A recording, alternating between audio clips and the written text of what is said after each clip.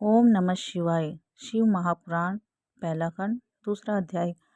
सोनक आदि ऋषियों के मुख से निकले हुए इन शब्दों को सुनकर सूर्य जी अत्यंत प्रसन्न हुए। तदुपरांत उनको प्रसन्न करते हुए इस प्रकार कहने लगे, हे सोनक आदि ऋषियों, आपने जो प्रश्न मुझसे किया है वही प्रश्न एक समय नारद जी ने श्री ब्रह्मा जी से किया था। उस समय श्री ब्रह्मा जी ने उन्हें समुचित उत्तर देकर प्रसन्न किया। मैं आपसे वही प्रश्न करता हूँ। एक बार देवादि ऋषि नारद जी तपस्या करने के निर्मित हिमालय पर्वत पर जा पहुँचे और वहां गंगा जी के तट पर बैठकर अत्यंत कठिन तपस्या करने लगे। उन्होंने निश्चल भाव से सहस्त्र वर्ष तक घोर तपस्या की। उनकी उस उग्र तपस्या को देखकर देवताओं के राजा इंद्र अत्यंत भयभीत हुए। उन्होंने यह समझा कि नारद जी मेरे इंद्रासन पद को प्राप्त करने के लिए ही ऐसी कठिन तपस्या कर रहे हैं। अरस्तु इंद्र ने भयभीत होकर यह विचार किया कि मुझे किस प्रकार नारद जी की तपस्या को भंग कर देना चाहिए। यह निश्चय करके उन्होंने अपने मित्र कामदेव को अपने पास बुलाया। जब कामदेव उनके पास आ गए तब उन्होंने उनसे संबोधित करते हुए कहा, हे मित्र, तुम्हारी सहायता से मैंने अनेक अहंकारियों के अहंकार को नष्ट किया है। इस समय नारद जी हिमालय पर्वत पर बैठे हुए शिव जी की तपस्या कर रहे हैं। मुझे यह भय है कि कहीं वे अपनी तपस्या द्वारा मेरे इंद्रासन को न छीन लें। अतः तुम कोई ऐसा उपाय करो जिससे नारद जी की तपस्या भंग हो जाए। सूर्य जी बोले, हे ऋषियों, इंद्र के मुख से निकले हुए इन शब्दों को सुनकर कामदेव ने उन्हें मनोकामना सिद्धि का विश्वास दिलाया। नारद जी पर विजय पाने के हेतु अपनी संपूर्ण सेना को तैयार किया। तदुपरांत उसने नारद जी के समीप पहुंचकर वहां चारों ओर अपनी माया फैला दी। कामदेव के प्रभाव के कारण जब निर्जल स्थान में भी अनेक प्रकार के पुष्प खिल उठे, कोकिला आदि पक्षी अपनी मीठी वाणी में सबका ध्यान अपनी ओर आकर्षित करने लगे। हृदय में कामदेव को जगाने वाली तीनों प्रकार की शीतल मंद सुगंध वायु बहने लगी। अपनी इस विजनीय को देखकर कामदेव के हृदय में अत्यंत प्रसन्नता हुई। वह अपनी शक्ति भर को जो कुछ भी कर सकता था उसे कर चुका, परंतु उनके कृत्य नारद जी का मन तनिक भी विचलित नहीं हुआ। हे ऋषियों, नारद जी का मन विचलित न होने का जो कारण था उसे मैं आपको सुनाता हूँ। कारण केवल यही था कि जिस स्थान पर नारद जी बैठे हुए तपस्या कर रहे थे उस स्थान पर सदा शिव ने कामदेव को जलाकर भस्म किया था। तदुपरांत उसे जीवित होने का वरदान देकर यह कहा था कि अन्य स्थानों पर तो तेरा प्रभाव भले ही हो, परंतु इस स्थान पर कभी कोई प्रभाव नहीं हो सकेगा। यही कारण था जिससे कामदेव निराश और लज्जित होकर इंद्र के पास लौट गया और उन्हें अपने निष्फल मनोरथ होने का सब वृतांत कह सुनाया। कामदेव की बात सुनकर देवराज इंद्र की सभा को संपूर्ण सभासद नारद जी की स्तुति एवं प्रशंसा करने लगे। हे ऋषियों, इधर अपनी तपस्या के पूर्ण हो जाने पर नारद जी को योग दृष्टि द्वारा जब यह ज्ञात हुआ कि उन पर विजय प्राप्त करने के लिए यहाँ कामदेव आया था, परंतु वह असफल मनोरथ होकर लौट गया है, तो उनके हृदय में कुछ अहंकार उत्पन्न हो गया। उन्होंने यह समझा कि वे कामदेव से अधिक शक्तिशाली हैं। इस रहस्य को वे नहीं जान सके कि यह मेरा नहीं अपितु इस तपोभूमि का प्रताप है। अरस्तु नारद जी अपने तपोबल पर अधिक गर्व करते हुए वहां से उठकर शिवजी के पास जा पहुंचे और अत्यंत प्रसन्न होकर उन्हें अपनी तपस्या का सब हाल सुनाने लगे। नारद जी की बात सुनकर शिवजी ने उन्हें समझाते हुए कहा, हे देव ऋषि, कामदेव पर विजय पाने की समर्था तीनों लोकों में किसी के भी पास नहीं है। तुमने मुझसे तो यह बात कह दी, परंतु मैं तुम्हें समझाता हूँ कि तुम विष्णु लोक में जाकर इस बात को मत कह बैठना। तुम इस बात को अपने मन में ही गुप्त ही रखना। हे ऋषियों, अहंकार में डूबे हुए नारद जी को शिव जी की यह बात अच्छी नहीं लगी। अरस्तु वे उनसे विदा लेकर ब्रह्मा जी के समीप जा पहुंचे। वहां भी उन्होंने अपनी प्रशंसा करते हुए तपस्या तथा कामदेव पर विजय पाने का वृतांत कह सुनाया।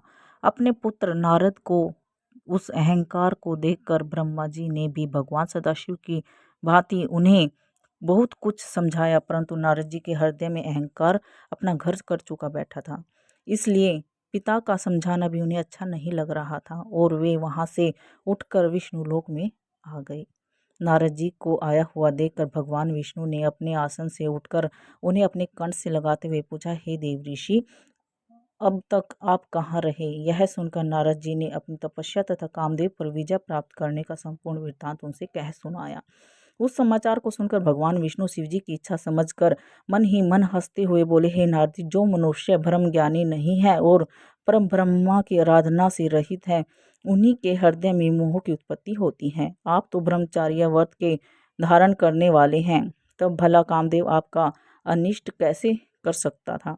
भगवान विष्णु के मुख से इन शब्दों को सुनकर नारद जी और भी अहंकार में भर गए। इस प्रकार अभिमान पूर्वक वचन बोले, हे प्रभो, मुझे यह शक्ति आपकी कृपा से ही प्राप्त हुई है। हे ऋषियों, इतना कहकर नारद जी भगवान विष्णु से विदा लेकर चल दिए। उस समय भगवान सदाशिव ने अपने हृदय में यह इच्छा की कि मुझे नारद का अहंकार दूर करना चाहिए। अरस्तु उनकी इच्छा से जिस मार्ग से नारद जी चले जा रहे थे, उस मार्ग में स्वर्ग के समान सुंदर श्रेष्ठ शीघ्र ही बस गया। उस नगर में शिलानिधि नामक राजा राज्य करता था। जिस समय नारद जी उस नगर से होकर जा रहे थे, उस समय उस राजा की कन्या के स्वयंवर का आयोजन हो रहा था। उस राजकन्या की सुंदरता पर सभी संसार मोहित था। नगरवासियों द्वारा जब नारद जी को यह वृत्तांत का पता चला तो वे स्वयंवर सभा में जा पहुंचे। अब राजा शिलानिधि ने अपनी सभा में नारद जी को पधारते हुए देखा और आगे बढ़कर उनका स्वागत किया और उन्हें ले जाकर अपने आसन पर बिठा दिया। इसके उपरांत उस राजा ने अपनी परम सुंदर कन्या को भी बुलाया, नारद जी के सम्मुख उपस्थित कर दिया।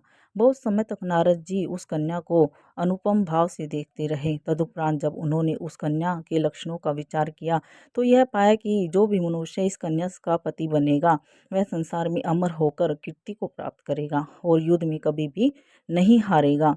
कन्या के इन लक्षणों को विचार कर नारद जी वहां से उठकर अपने मार्ग की ओर चल दिए, परंतु उस समय उनका मन काम के वशीभूत होकर उस कन्या को स्वयं प्राप्त करने के लिए ललचा रहा था। इस प्रकार वे अपनी बुद्धि के विपरीत कामदेव के जाल में फंस गए।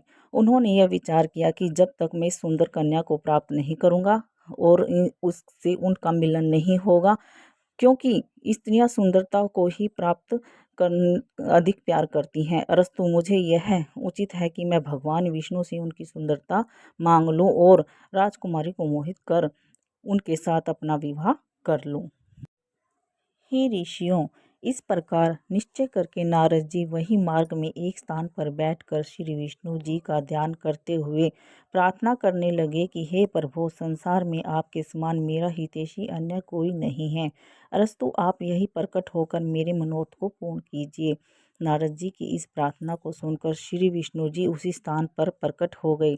जब नारद जी ने उन्हें अपना महत्वय सुनाया और उन्होंने उत्तर दिया, हे नारद, जिस प्रकार वैद्य रोगी की इच्छा के प्रतिकूल भोजन देता है, उसी प्रकार मैं भी आप सेवा करूंगा। इतना कहकर श्री विष्णु अन्द्रिय हो गए। नारद जी अपने गूढ़ विचारों के बारे में न जान सके। अरस्तु नारद जी का संपूर्ण शरीर श्री विष्णु जैसा हो गया, परंतु उनका मुख बंदर जैसा बन गया। नारद जी वहां से उठकर शीघ्रतापूर्वक पुनः राजसभा में जा पहुंचे। नारद जी बारंबार उचकते हुए मन ही मन यह विचार करके प्रसन्न होने लगे कि अब राजकन्या मुझे छोड़कर अन्य किसी को वरण नहीं करेगी।